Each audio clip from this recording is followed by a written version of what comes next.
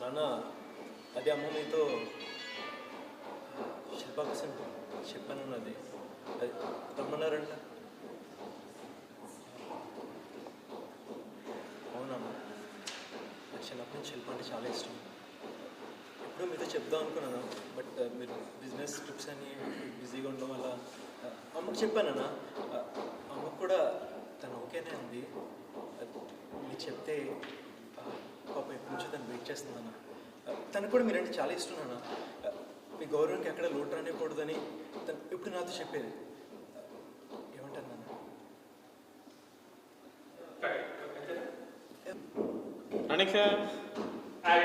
నా చెల్లెలికి మా మీద కంటే నీ మీద ఎంతో నమ్మకం, అభిమానం ఎక్కువ. తోడబుట్టి నన్ను తోడబుట్టి నన్ను